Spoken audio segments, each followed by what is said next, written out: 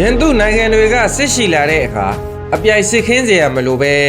ရခိုင်ပြည်တွေကခေါက်လောက်တစ်ချက်ထိုးယုံနဲ့ရန်သူစစ်တပ်ကိုပြိုကွဲပျက်စီးအောင်ဖြိုခွင်းနိုင်တဲ့ရတရားခေါက်လောက်တစ်လုံးကိုတွန်းလို့ခဲကြပါတယ်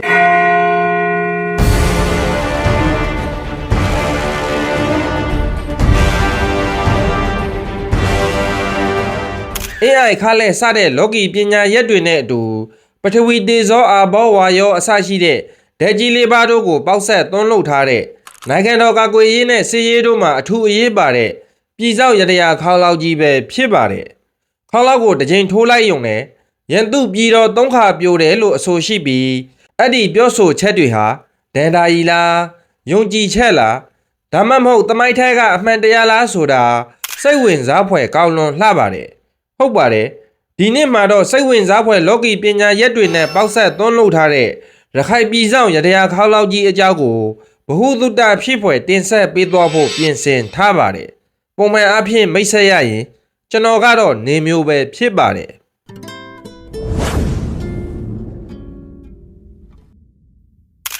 ဆိုတော့ဒီပြည်ဆောင်ရတရားခေါလောက်ကြီးကိုရခိုင်ဒေသမှာပြန်လည်တူးဖော်ရရှိထားပြီဆိုတာကိုလူကြီးမင်းတို့အားလုံးအသိဖြစ်မှာပါပထမဆုံးအနေနဲ့ခေါလောက်ရဲ့ပုံမှန်တဲ့နဲ့အရွယ်အစားကနေစပြီးပြောပြပါမယ်ခေါလောက်ရဲ့အမြင့်ဟာ86စင်တီမီတာရှိပြီးအောက်ခြေအရှင်65စင်တီမီတာအောက်ခြေအဝန်း209စင်တီမီတာအနားအထူ4စင်တီမီတာရှိပြီးကိုယ်ထအဝန်း160စင်တီမီတာနဲ့ဂိုင်းလုံးဘက်24စင်တီမီတာရှိတဲ့ကျေသွန်းခေါလောက်ကြီးဖြစ်ပါတယ်ခေါလောက်ကိုယ်ထမှာအင်ကွက်ကြီး8ကွက်ပါရှိပြီးပါဠိတက္ကဋရခဝဏအခရာ3မျိုးနဲ့ရေးထွင်ထားကြောင်းဖတ်မှတ်ရပါတယ်ခေါလောက်ရဲ့သမိုင်းကြောင်းကိုပြောရရင်ခေါလောက်မှာရေးထိုးထားတဲ့တက္ကရာ1095ဆိုတဲ့မှတ်တမ်းအရနက်ဆက်ဇယားနဲ့တိုက်ကြည့်တဲ့အခါမြောက်ဦးခေတ်စနတရိယရာဇာဆိုးဆက်နေတဲ့အချိန်ဖြစ်ပေမဲ့သူတေသီပညာရှင်တွေကတက္ကရာ1000ပြည့်နှစ်မှာနန်းတက်လာခဲ့တဲ့ဘရင်နရပတိကြီးကသွန်းလုပ်ခဲ့ကြောင်းအတည်ပြုဖော်ပြကြပါတယ်ဆိုတော့ခေါလောက်ကြီးကိုသွန်းလုပ်ခဲ့တဲ့ဘရင်နရပတိကြီးအကြောင်းကိုကြည်လိုက်ရအောင်ပါယခုဘရင်နရပတိကြီးဆိုပြီးဖြစ်လာမဲ့သူဟာအစာပိုင်းမှာမြောက်ဦးနန်းတော်မှာစိုးစံနေတဲ့တတိသုဒ္ဓမရာဇာဘွဲခံဘရင်မင်းဟရီထံမှာလောက်ကျမျိုးစားငကုတလအမေကြီးအဖြစ်မင်းမှုတော်ထမ်းဆောင်ခဲ့ပါတယ်ငကုတလအမေကြီးဟာအင်းအိုင်ခါလက်ဂါထာမန္တန်ရတရားအတက်တို့ကိုအလွန်တက်ကြွသူတယောက်ဖြစ်ပါတယ်တချို့ကရုပ်အသွင်ကိုပါပြောင်းလဲနိုင်စွမ်းရှိသူလို့ဖော်ပြကြပါတယ်သူဘရင်ဖြစ်လာခဲ့ပြီးအာနာတီမြေးစေရဲ့အတွက်သမိုင်းအမဲဆက်ကြီးကိုရေးထိုးခဲ့သူလည်းဖြစ်ပါတယ်ငကုတလအမေကြီးဟာဘရင်မင်းဟရီရဲ့မိဖုရားဝါလှဖြူနဲ့ဖောက်ပြန်ချစ်ကြိုက်နေခဲ့ကြပြီး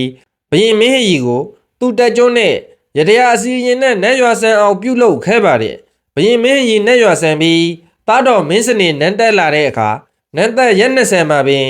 မေတော်ဝါလှဖြူကမင်းစနေကိုအစိတ်ခတ်လှုပ်ကြံပြီးဝါလှဖြူကဘရင်အဖြစ်တင်မြှောက်ခဲ့တာကြောင့်နရပတိကြီးဘွဲကိုခံယူခဲ့ပြီးဘရင်ဖြစ်လာခဲ့သူပါ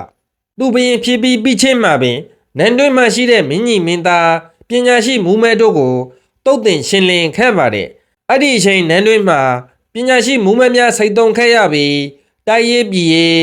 စေရေးတို့မှာအခက်အခဲများပေါ်ပေါက်လာခဲ့ပါတယ်ဒီအချိန်တွေကိုသိရှိတဲ့တခြားသောနိုင်ငံတွေကလည်းရခိုင်နိုင်ငံကိုစစ်ရှိသိမ်းပိုက်နိုင်ဖို့ကြိုးပမ်းလာကြပါတယ်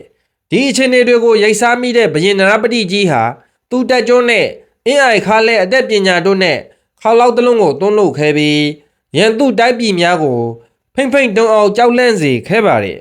အဲ့ဒီခေါလောက်မှာပထဝီတေဇောအာဘောဝါယော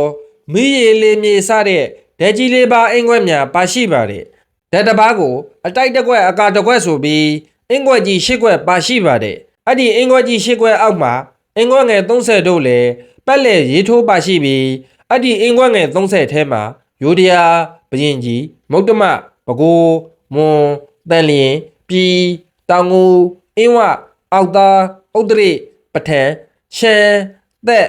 စတဲ့အင်းချင်းခစ်ပြနိုင်ငံများအပြင်နိုင်ငံပေါင်း30တို့ကိုလည်းထပ်သွင်းထားပါတယ်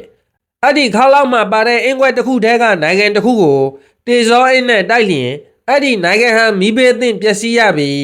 ရန်သူနိုင်ငံကစစ်ရှိလာတဲ့အခါလဲတေဇောအင်းနဲ့ကာလိုက်ရင်စစ်ရှိလာတဲ့ရန်သူစစ်တပ်ဟာ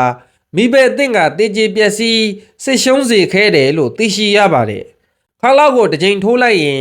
ရ ရန်သူပြည်တော်၃ချိန်ပြိုတယ်လို့အဆိုရှိပြီးခါလောက်နဲ့ပတ်သက်တဲ့အစီအရင်တွေကိုတပ်ပဒါနပကရဏကျမ်းမှာရေးသားဖော်ပြထားကြောင်းသိရှိရပါတယ်။ဟုတ်ပါတယ်ရခိုင်ပြည်နရပတိကြီးဟာသူနန်းတက်လာတဲ့အချိန်မှာတိုက်ပြည်ဟာသူ့ကြောင့်ပြိုကွဲပျက်စီးလူနေပါဖြစ်နေတဲ့အပြင်တိုက်တစ်ပတ်နိုင်ငံများရဲ့စစ်ရေးအရချင်းချောက်မှုများကိုပါဒီရတရားခါလောက်ကြီးအကူအညီနဲ့တိုက်တွေဖြည့်ရှင်းနိုင်ခဲ့ပြီးတိုက်တစ်ပတ်ရန်များလည်းခြုံငိန်ခဲ့ရပါတယ်။အဲ့ဒီရတရားခါလောက်ကြီးဟာမြောက်ဦးခေတ်ကြာဆုံးပြီးချိန်အထိသာမကအင်္ဂလိပ်ခေတ်ဂျပန်ခေတ်များကိုပင်ဖျက်ကျော်ပြီးရခိုင်ဒေသမှာတည်ရှိခဲ့ပြီးလွတ်လပ်ရေးကာလရောက်မှပျောက်ကွယ်ခဲ့ရပေမဲ့ယခုအခါမှာတော့ရခိုင်မြေပေါ်အထက်ကိုတဖန်ပြန်လဲရောက်ရှိလာခဲ့ပြီဖြစ်ပါကြောင်းတင်ဆက်ရင်ညီကုံချုပ်လိုက်ရပါတယ်။နောက်ဗီဒီယိုမှာပြန်တွေ့ကြအောင်ပါ။